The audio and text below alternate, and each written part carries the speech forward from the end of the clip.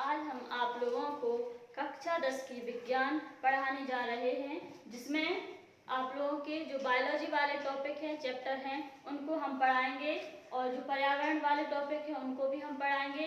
Physics और chemistry आप लोगों को सर पढ़ाएंगे। पर्यावरण के लास्ट के 14, 15, 16 चैप्टर हैं और बायोलॉजी के हैं 6, 7, 8, 9। 4 चैप्टर बायोलॉजी के हैं, 6, 7, 8, 9 और पर्यावरण के आपके 14, 15, 16 3 चैप्टर पर्यावरण के हैं।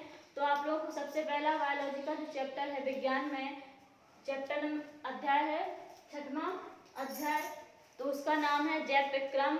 जैव विक्रम में जो जीव हैं उनके बारे में कि वो क्या खाते हैं, क्या पीते हैं, जो सजीव हैं, निर्जीव हैं, कैसा पोषण होता है उनका, इन सब के बारे में, जीवों के बारे में दिया हुआ है पूरा, तो हमें उसे समझना है। आज हम आप लोगों को अध्याय 6 के 2 क्वेश्चन समझाएंगे, तो आप लोगों को उन्हें ध्यान से समझना है। क्वेश्चन नंबर पहला है कि हमारे शरीर में या हमारे आमाशय में अम्ल की क्या भूमिका होती है। पहला क्वेश्चन है हमारे आमाशय में अम्ल की क्या भूमिका होती है। तो मतलब अम्ल क्या होते हैं। सबसे पहले अम्ल जो होते हैं वो होते हैं खट्टे पदार्थ, मतलब जो भी खट्टे पदार्थ होते हैं उन्हें क्या कहते हैं, अम्ल कहते हैं। जैसे कि इमली है, दही है, नींबू है, ये सब कैसे हैं, खट्टे पदार्थ। और खट्टे पदार्थ में क्या पाया जाता है, अम्ल होता है खट्टे पदार्थ में। तो सबसे पहले आप लोगों को क्वेश्चन लिखना है। पहला क्वेश्चन है आप लोगों को कि हमारे शरीर में, हमारे आमाशय में अम्ल की क्या भूमिका होती है, समझाइए। सबसे पहले जब आप लोग फेयर पे लिखोगे इस क्वेश्चन को, तो आप लोग लिख लेना कि हमारे आमाशय में अम्ल की निम्न भूमिका होती है। जब आप लोग फेयर पे करोगे कंप्लीट, हम दोनों क्वेश्चन जो आप लोगों को समझा रहे हैं वो आप लोगों को फेयर पर भी कंप्लीट करना है। साथ में पूरा वीडियो देखना। आप लोग वीडियो में आप लोगों को तभी आप लोग पूरा वीडियो देखेंगे जब आपको समझ में आएंगे दोनों क्वेश्चन। इसलिए एक एक कर आप लोग दोनों क्वेश्चन अच्छे से याद कर लेना और साथ में आप लोग फेयर पर कंप्लीट करते जाना। तो आप लोग लिखोगे ना आंसर्स का, सबसे पहले उत्तर लिखोगे तो लिखना हमारे आमाशय में अम्ल की निम्न भूमिका होती है। सबसे पहला है जो हम अम्ल है वो आमाशय में जो उपस्थित, आमाशय में जो भोजन जाता है तो उसमें जो जीवाणु उपस्थित होते हैं उन्हें क्या कर देता है, नष्ट कर देता है। मतलब हमारे शरीर में जो भोजन, आमाशय में जो भोजन जाता है उसमें क्या कर देता है, उनको जीवाणु, भोजन में जो जीवाणु उपस्थित होते हैं हानिकारक जीवाणु, उन्हें क्या कर देता है, नष्ट कर देता है। तो सबसे पहले अम्ल भोजन में उपस्थित जीवाणुओं को क्या कर देता है, नष्ट कर देता है। उसके बाद है सेकेंड पॉइंट कि यह अधपचे भोजन का किण्वन नहीं होने देता है। मतलब जो अधपचा भोजन है, हमारे आमाशय में जो अधपचा भोजन जाता है उसका किण्वन मतलब होता है सड़ने नहीं देता है। मतलब अधपचे भोजन को शरीर में, जब आमाशय में अधपचा भोजन जाता है तो उसे क्या नहीं होने देता, सड़ने नहीं देता या किण्वन होने नहीं देता है। इसके बाद तीसरा पॉइंट है कि जो वसा का एमल्सीकरण होने देता है। वसा का एमल्सीकरण करते हैं अम्ल। वसा का एमल्सीकरण मतलब जो वसा होती है, जैसे घी है, घी में सबसे ज्यादा वसा होता है, घी है, तेल है, ये सब जो वसा है इनका एमल्सीकरण मतलब होता है पाचन। वसा के पाचन में सहायक होता है। वसा के एमल्सीकरण में क्या होता है, सहायक होता है। और लास्ट है कि जो अम्ल है हमारे आमाशय में अम्लीय माध्यम उत्पन्न कर देते हैं। आमाशय में अम्लीय माध्यम उत्पन्न कर देते हैं जो पेप्सिन एंजाइम की क्रियाशीलता के लिए कैसे होते हैं, आवश्यक होते हैं। लास्ट है अम्ल आमाशय में अम्लीय माध्यम उत्पन्न कर देते हैं जो पेप्सिन एंजाइम की क्रियाशीलता के लिए आवश्यक होते हैं। तो ये हो गया आपके चारों पॉइंट कि हमारे आमाशय में अम्ल की क्या भूमिका होती है, समझाइए। तो सबसे पहले हमने आप लोगों को लिखा हुआ है, बोर्ड पे देखना आप लोग अच्छे से। पहला आप लोग सबसे पहले उत्तर जब लिखोगे तो लिखना कि हमारे आमाशय में अम्ल की निम्न भूमिका होती है। उसके बाद फर्स्ट पॉइंट कि यह भोजन में उपस्थित जीवाणुओं को नष्ट कर देता है। क्या कर देता है, नष्ट। मतलब भोजन में जो भी हानिकारक जीवाणु अंदर जाते हैं भोजन के साथ, उन्हें क्या कर देता है, नष्ट कर देता है। उसके बाद दूसरा है यह अधपचे भोजन का किण्वन नहीं होने देता है। मतलब जो अधपचा भोजन जाता है हमारे आमाशय में उसका किण्वन मतलब होता है सड़ने नहीं देता है। इसके बाद यह वसा के एमल्सीकरण में भी सहायक होता है।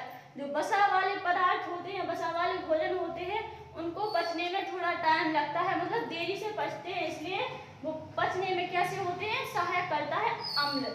इसके बाद लास्ट जो है, यह आमाशय में अम्लीय माध्यम उत्पन्न कर देता है, जो पेप्सिन एंजाइम है, एक पेप्सिन नामक एंजाइम की क्रियाशीलता के लिए आवश्यक होता है। ये हो गया आपका पहला क्वेश्चन कंप्लीट। यह हमारे आमाशय में अम्ल की भूमिका ये कंप्लीट हो गई। इसके बाद दूसरा क्वेश्चन है आपका, दूसरा क्वेश्चन बहुत इंपॉर्टेंट क्वेश्चन है, परीक्षा की दृष्टि से बहुत ही महत्वपूर्ण क्वेश्चन है। दूसरा क्वेश्चन है कि धमनी और स्राव में अंतर दीजिए, मतलब धमनी और स्राव में अंतर दीजिए। तो दूसरा क्वेश्चन हम आप लोगों को बता रहे हैं, लिखिए यहीं पे, पहले अंतर सुन लीजिए आप लोग कि जो धमनी होती है, धमनी इसमें हमेशा शुद्ध रक्त होता है, धमनी में हमेशा शुद्ध रक्त होता है और स्राव में अशुद्ध रक्त होता है।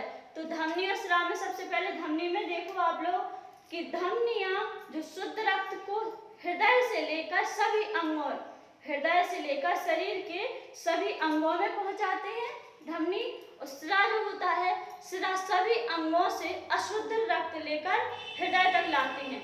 ध्यान से पहला कि जो धमनी है ये हृदय से शुद्ध रक्त लेकर, सिरा हृदय से शुद्ध रक्त लेकर शरीर के सभी अंगों तक भेजती हैं या पहुंचाती हैं शुद्ध रक्त को।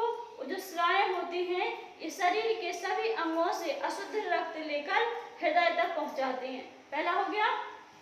दूसरा जो है धमनी में दूसरा है कि जो धमनी होती है यह कम गहराई में उपस्थित होती, कम गहराई में उपस्थित होती हैं, और सिरा जो होती हैं ये अधिक गहराई में उपस्थित होती हैं। और धमनियों में कपाट, तीसरा पॉइंट है धमनियों में कपाट नहीं पाए जाते और सिराओं में कपाट पाए जाते हैं। इसके बाद चौथा जो है, चौथा धमनी में कि धमनियों में हमेशा ऑक्सीजन युक्त रक्त बहता है, मतलब जिस रक्त में ऑक्सीजन होती है वो रक्त किसमें बहता है, धमनियों में। और सिराओं में जो है, सिराओं में हमेशा ऑक्सीजन विहीन मतलब इसमें ऑक्सीजन उपस्थित नहीं होती, वह रक्त किसमें बहता है, सिराओं में। लास्ट जो है पांचवा है कि जो रक्त है धमनियों में यह अधिक दाब के साथ बहता है, धमनियों में रक्त अधिक दाब के साथ बहता है और सिराओं में रक्त कम दाब के साथ बहता है। तो आप लोगों को आगे 5 अंतर समझ में। अब हम आप लोगों को बोर्ड पर लिख के बता रहे हैं, आप लोग अच्छे से ध्यान से देखना।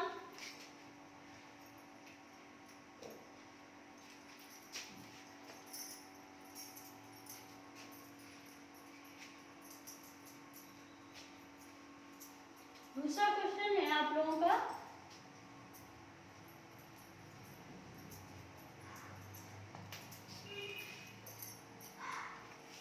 क्वेश्चन नंबर दूसरा, धमनी व सिरा में, धमनी व सिरा में अंतर, सिरा में अंतर लिखिए। कोई 5।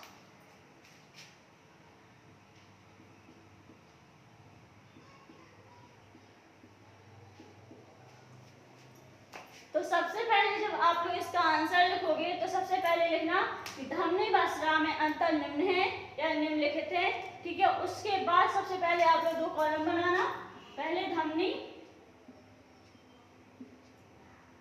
इसके बाद सिरा।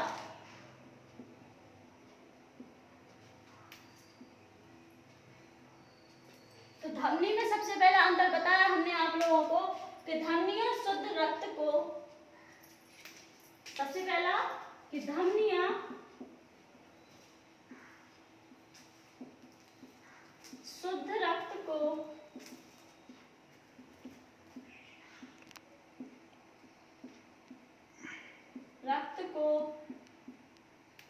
हृदय से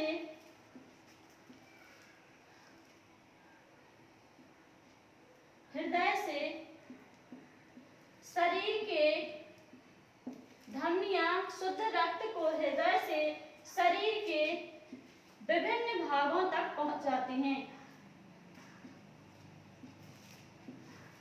शरीर के विभिन्न भागों तक पहुंचाती हैं।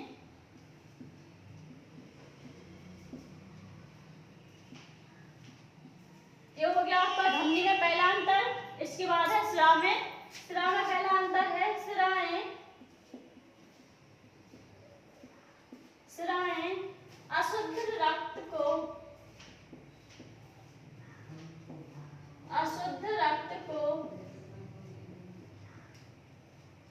शरीर के विभिन्न भागों से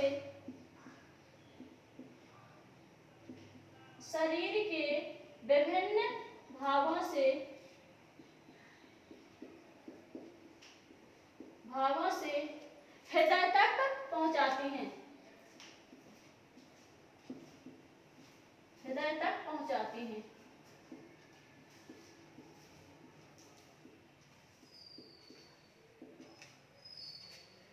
ये हो गया आपका पहला अंतर। धमनी में धमनियां शुद्ध रक्त को हृदय से शरीर के विभिन्न भागों तक पहुंचाती हैं और सिराएं अशुद्ध रक्त को शरीर के विभिन्न भागों से हृदय तक पहुंचाती हैं। ये हो गया आपका पहला अंतर। इसके बाद है आपका दूसरा अंतर।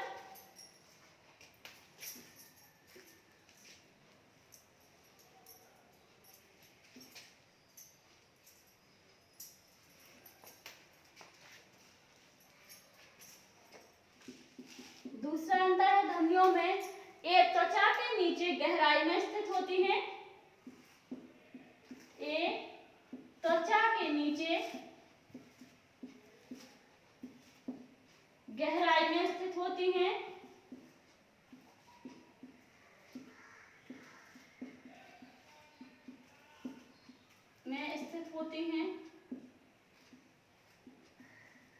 इसमें लिखना है ए त्वचा में कम गहराई में स्थित होती है। ये त्वचा में कम गहराई में स्थित होती हैं।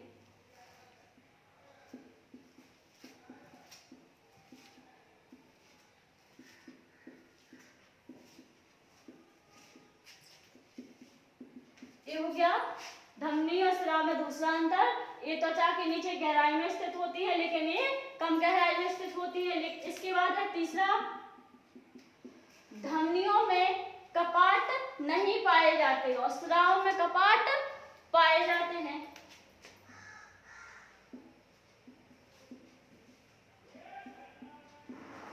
धमनियों में कपाट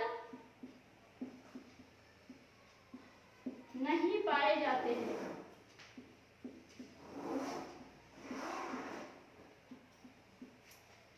और स्राव में कपाट पाए जाते हैं।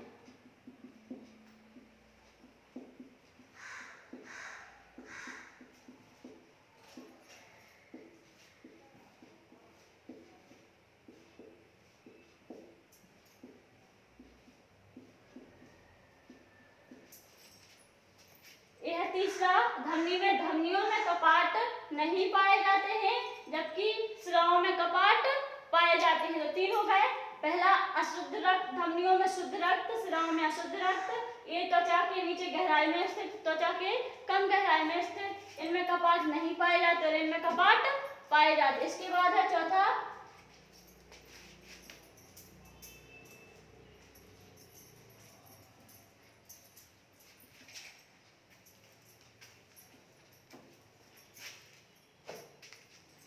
है धमनी में हमने बताया इसमें ऑक्सीजन युक्त रक्त बहता है।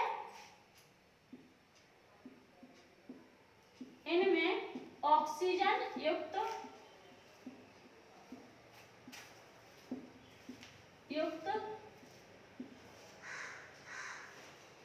रक्त बहता है।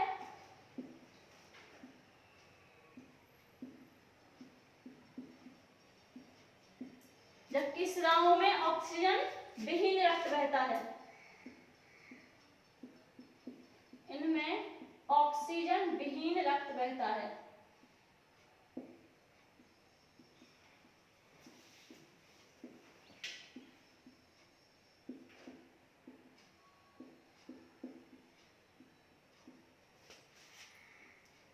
धमनियों में ऑक्सीजन युक्त रक्त बहता है और स्राव में ऑक्सीजन विहीन रक्त बहता है। लास्ट 5वां अपना धमनी में कि इसमें रक्त अधिक दाब के साथ बहता है, अधिक दाब के साथ बहता है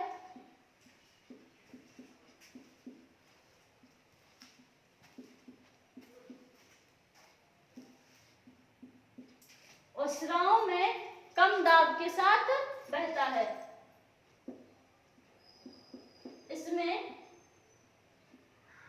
रक्त कम दाब के साथ बहता है।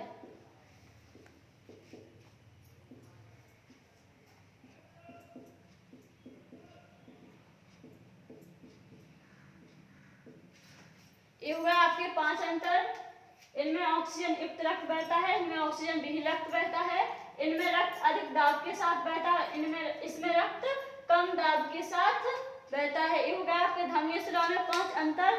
हमने आप लोगों को दोनों क्वेश्चन समझाए हैं। अब उम्मीद है आप लोगों को अच्छे से समझ में आए होंगे। आप लोग ये दोनों क्वेश्चन फेयर में कंप्लीट करना और दोनों क्वेश्चन अच्छे से पूरा वीडियो देखना जिससे आप लोगों को समझ में आए।